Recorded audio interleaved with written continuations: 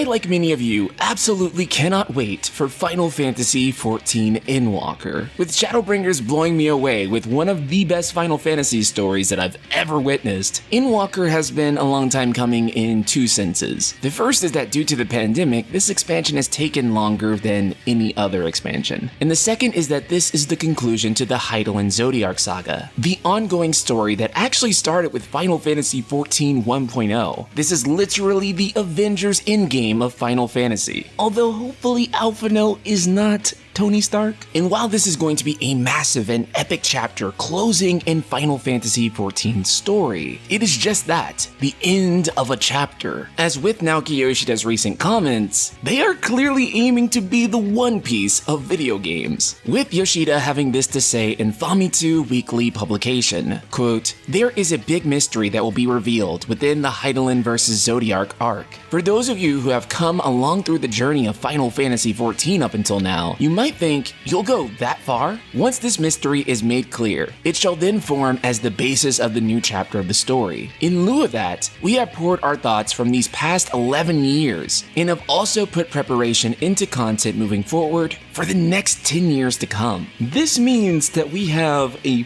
full decade of Final Fantasy XIV to look forward to. And with the cycle of expansions being every 2 years, we're looking at least 5 more expansions. And with each expansion in Final Fantasy XIV being basically a full-length Final Fantasy game, this game's story, by the time it's finished in 2031, will be composed of 10 full-length Final Fantasy games. Not to mention raids and other side content that flesh out the story. By the time Final Fantasy XIV is finished, it will likely be the most fleshed out video game story of all time. Now, of course, there are a lot of questions that come up as a result of this. For starters, what could this new mystery be? I can guarantee you that whatever it is probably something that's already been set up. And generally speaking, whenever they do set something up, it's always 2 expansions before. For example, a lot of Shadowbringers in the Warriors of Darkness is set up in Heavensward. And similarly, this same formula applies with Endwalker, with a lot of things like Xenos and Fandaniel, or should I say Asahi,